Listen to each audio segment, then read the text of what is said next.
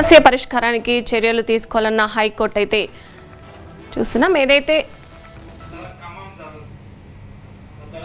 భద్రాద్రి కొత్తగూడెం జిల్లాలో విషాద ఘటన చోటు చేసుకుంది. సీతారామ ప్రాజెక్టు రాజ్వ కెనాల్ కాల్వలో పడి ఓ వ్యక్తి మృతి చెందాడు.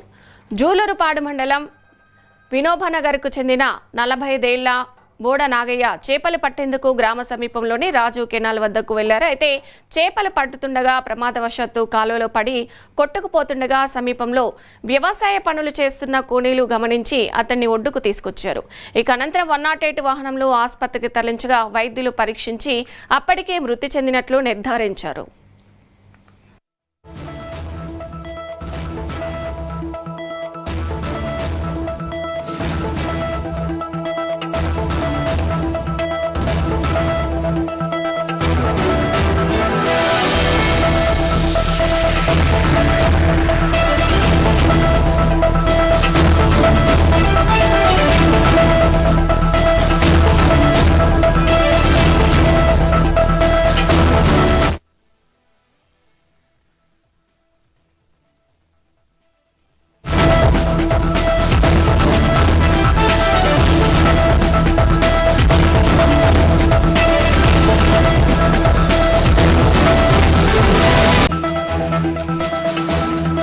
సమస్య పరిష్కారానికి చర్యలు తీసుకోవాలన్న హైకోర్టు అయితే చూస్తున్నాం. ఏదైతే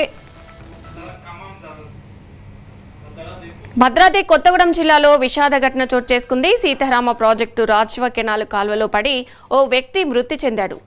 జూలూరుపాడు మండలం వినోబనగర్కు చెందిన 45 ఏళ్ల బోడ నాగయ్య చేపలు పట్టేందుకు గ్రామ సమీపంలోని రాజు కెనాల్ వద్దకు వెళ్లారు. అయితే చేపలు పట్టుతుండగా ప్రమాదవశాత్తు కాలువలో పడి కొట్టుకుపోతుండగా సమీపంలో వ్యవసాయ పనులు చేస్తున్న కూలీలు గమనించి అతన్ని ఒడ్డుకు తీసుకొచ్చారు.